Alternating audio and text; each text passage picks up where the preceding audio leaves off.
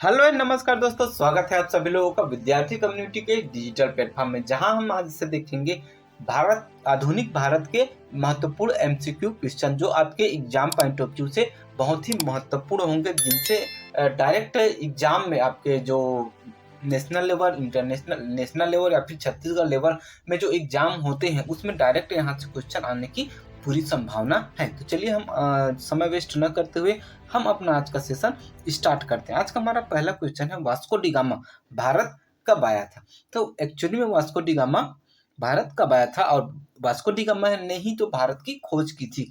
आपके ऑप्शन है 1490, 1491, 1492 या फिर 1498। तो इसका सही आंसर है आपका ऑप्शन डी, 1498 में वास्को डी गामा भारत आया था। वास्को डी गामा जो थे एक गुजराती जो पथ प्रदर्शक थे, अहमद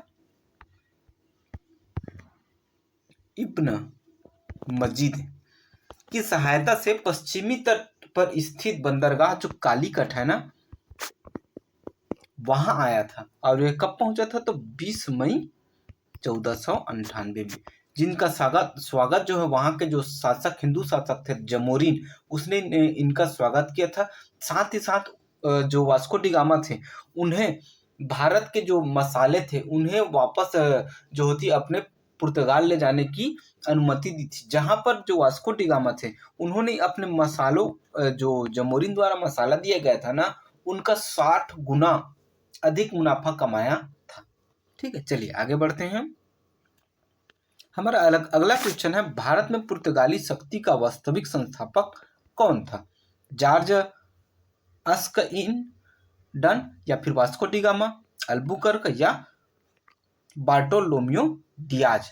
चलिए बताइए इसका सही आंसर। तो इसका सही आंसर जो है अल्बुकर्क है। आपको मालूम होगा कि भारत में जो यूरोपियों का जो आगमन था ना, उनका कौन है? PDAF, फ्रांसीसी, डच, फिर अंग्रेज, पुर्तगाली है ना, पुर्तगाली, डच, अंग्रेज और फिर फ्रांसीसी आए थे। और फिर पुर्तगालियों में जो होती है वो 3 जो गवर्नर थे, कौन कौन से? तो इसका कोड है fan, Francisco de Almeida, Alfonso de Albuquerque और नीनो डी कुन्हा। तो यही जो सेकंड वाले थे ना, अल्बुकर्क, अल्फांसो दी अल्बुकर्क, यही भारत में पुर्तगाली शक्ति का वास्तविक संस्थापक थे। वहीं फ्रांसिस्को दी अल्मीड़ा की बात करें तो इन्हीं ने ब्लू वाटर पॉलिसी की शुरुआत की थी। ठीक है, चलिए मैं आप लोगों को क्वेश्चन से संबंधित सारे फैक्ट बताने की पूरी कोशिश कर रहा हूँ, तो आप लोग वीडियो को बिना स्किप किए हुए पूरा अंत तक देखिएगा। ठीक है, हमारा अगला क्वेश्चन है, भारत में यूरोपीय शक्तियों के प्रवेश के संदर्भ में निम्नलिखित कथनों में से कौन सा कथन सही है? आपका ए दिया है, पूर्वी भारत में अंग्रेजी कंपनी ने 1633 में उड़ीसा में अपना पहला कारखाना लगाया था। अगला है, डुप्ले के नेतृत्व में फ्रांसीसियों ने 1746 में मद्रास पर कब्जा किया था। पुर्तगालियों ने 1499 में गोवा पर कब्जा किया था। या फिर अंग्रेजों ने अपना पहला कारखाना दक्षिण भारत में मछलीपट्टनम, जैसे मुसलीपट्टनम में लगाया था। चलिए आप लोग इसका आंसर दीजिए। देखिए, ऐसे हाई लेवल क्वेश्चन ही अब जो है CGPSC हो, चाहे व्यापम हो, चाहे UPSC हो, किसी में भी या मल्टीपल ऑप्शन वाले ही क्वेश्चन पूछे जा रहे हैं। तो आप लोगों को इस लेवल तक तैयारी करनी ही पड़ेगी, तभी जाकर सिलेक्शन होगा। चलिए, इसका जो सही आंसर है ना, वो सी है, क्योंकि पूछा क्या गया है सही नहीं है। एक्चुअली पुर्तगालियों ने गोवा पर 1499 में नहीं किया था, ये 1510 में यहाँ पर कब्जा किया था। ठीक है, बाकी सभी जो ऑप्शन है आपके सही है। चलिए थोड़ा देख लेते हैं हम। भारत में पुर्तगाली शक्ति का वास्तविक संस्थापक अल्बुकर्क था। फरवरी 1510 में बीजापुर के आदिल शाह ही सुल्तान से गोवा को जीतना अल्बुकर्क की ओर से महत्वपूर्ण एक पहल थी। अल्बुकर्क ने भारत में पुर्तगालियों की संख्या में वृद्धि करने एवं जो होती उनकी स्थायी बस्तियां बसाने के उद्देश्य से पुर्तगालियों को भारतीय महिलाओं से विवाह करने के लिए कहा था। चलिए आगे बढ़ते हैं हम। निम्नलिखित में से कौन कोलकाता शहर का वास्तविक संस्थापक था? Job Charnock, William Norris, Charles Eyre या गैरोल्ड अंगियर? तो इसका सही आंसर जो है वो जॉब चार्नक है। इन्होंने कलकत्ता की स्थापना की थी। चलिए देखते हैं हम। कासिम बाजार की फैक्ट्री के प्रमुख जॉब चार्नक, एक्चुअली जॉब चार्नक है ना, जॉब चार्नक ने अंग्रेजों के व्यापारिक केंद्र के लिए होली के स्थान पर सूतानाती या फिर जो होती सूतनौती यानी कि कोलकाता को चुना और इसी कोलकाता की स्थापना है वो जॉब चार्नक ने की थी। ठीक, चलिए आगे देखते हैं। निम्नलिखित कथनों में से कौन सा एक कथन सही है? एक कथन है दिए हुए क्वेश्चन में से जो सही है, बाकी सभी गलत है, देखना है। आधुनिक कोच्चि की स्वतंत्रता तक डच उपनिवेश था। आधुनिक जो भारत है उनकी आधुनिक कोच्चि जो है वो भारत की स्वतंत्रता तक डच उपनिवेश था। डचों ने पुर्तगालियों को पराजित किया और आधुनिक कोच्चि में उन्होंने फोर्ट विलियम का निर्माण किया। आधुनिक कोच्चि पहले डच उपनिवेश था जिस पर बाद में पुर्तगालियों का अधिकार हो गया। और डी ऑप्शन है, आधुनिक कोच्चि कभी भी ब्रिटिश उपनिवेश का भाग नहीं था। चलिए बताइए। तो इसका सही आंसर जो है वो है बी। ये चलिए देखते हैं क्या बोल रहे हैं। डचों ने पुर्तगालियों को पराजित किया और आधुनिक कोच्चि में उन्होंने फोर्ट विलियम का निर्माण किया था। बाकी सभी ऑप्शन आपके गलत हैं। चलिए आगे देखते हैं। हमारा 6वां क्वेश्चन है, भारत में ईस्ट इंडिया कंपनी की सफलता का राज क्या था? भारत में राष्ट्रीय भावना की कमी थी। कंपनी की सेवा को पश्चिमी प्रशिक्षण मिला था तथा उसके पास आधुनिक हथियार थे। भारतीय सैनिकों में राष्ट्रीय भावना का अभाव था जिसके फलस्वरूप कोई भी उन्हें अच्छा वेतन दे अपनी सेवा में लगा देता था, या फिर उपरोक्त सभी। तो इसका सही आंसर होगा उपरोक्त सभी, ऑप्शन डी। चलिए आगे बढ़ते हैं हम।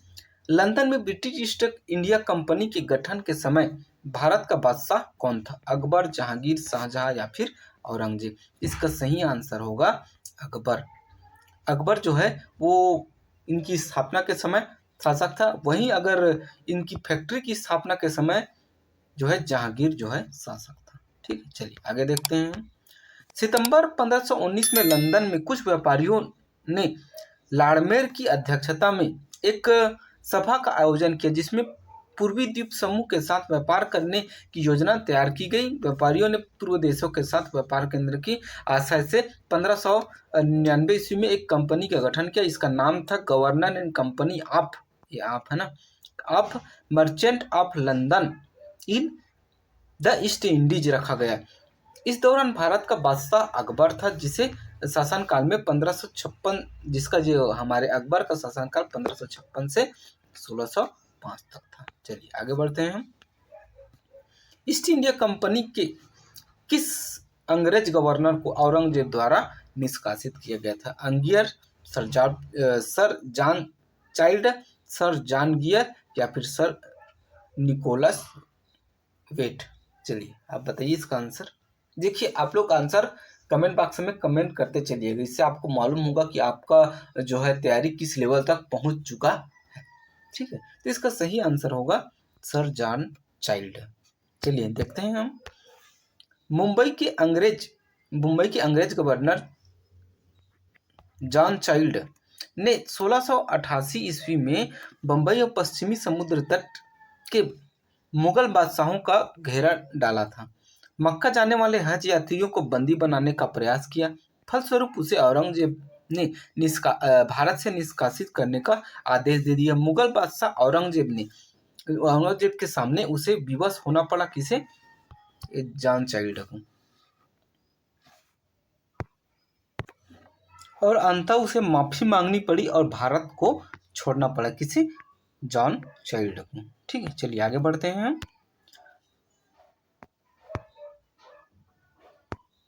प्रथम कर्नाटक युद्ध का तत्कालिक कारण निम्न में से कौन सा था? आपका ए है अंग्रेज ऑफ फ्रांसीसियो के बीच, अंग्रेज और फ्रांसीसियो के मध्य ना, अंग्रेज और फ्रांसीसियो के बीच प्रतिद्वंदिता ऑस्ट्रिया की राजगद्दी की जंग, कर्नाटक की राजगद्दी का मसला था, या फिर अंग्रेजों द्वारा फ्रांसीसी जहाज का अधिग्रहण। तो इसका सही आंसर जो है ऑप्शन डी है, क्योंकि अंग्रेजों द्वारा फ्रांसीसी जहाज का अधिग्रहण कर लिया था और यही कारण था कि प्रथम कर्नाटक युद्ध हुआ। ठीक है, चलिए आगे बढ़ते हैं। देखिए, कर्नाटक का प्रथम युद्ध जो है 1746 से 1748 ईस्वी में ऑस्ट्रेलिया के उत्तराधिकारी युद्ध, जो कि 1740 ईस्वी में प्रारंभ हुआ था।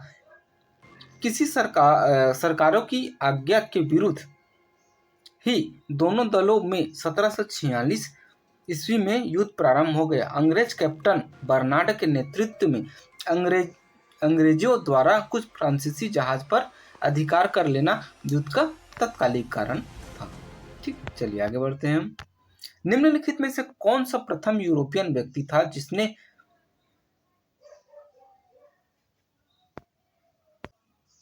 भूक्षेत्र है ना, भूक्षेत्र अर्जित करने के उद्देश्य से भारतीय राजाओं के झगड़ों में भाग लेने की नीति आरंभ की थी? Robert Clive, Dupleix, Francisco de Albuquerque या फिर वारेन हेस्टिंग?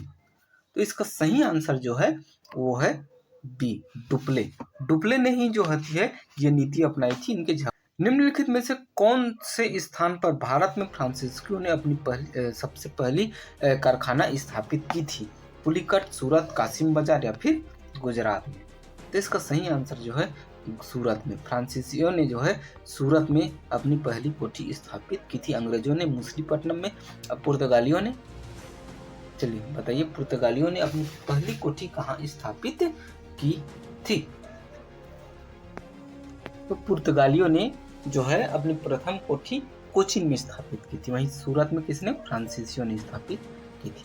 ठीक है, चलिए आगे बढ़ते हैं।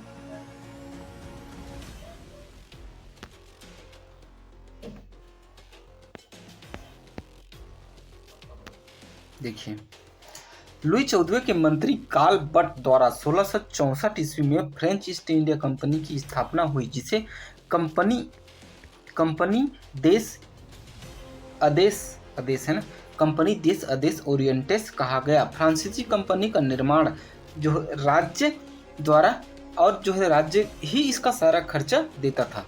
1668 ईस्वी में फ्रांसीसी जो कैरो के नेतृत्व में, किसके नेतृत्व में? कैरो के नेतृत्व में एक अभियान दल भारत के लिए रवाना हुआ, जिसने 1668 ईस्वी में सूरत में अपनी पहला व्यापारिक कारखाने की स्थापना की थी। चलिए आगे देखते हैं। किसने ईस्ट इंडिया कंपनी के बारे में यह टिप्पणी की थी कि कंपनी एक असंगति है, परंतु यह उसे व्यवस्था का भाग है, उस व्यवस्था का भाग है जहां सब कुछ क्या है? असंगत है। तो इसका सही आंसर है कौन सा है? ये बी, लॉर्ड मैकाले ने ही ये कहा था। आगे देखते हैं। देखिए, लॉर्ड मैकाले ब्रिटेन का राजनीतिक कवि एवं इतिहासकार था। 1834 से 1838 ईस्वी तक भारत की सुप्रीम काउंसिल में लॉ मेंबर तथा लॉ कमीशन का प्रधान रहा।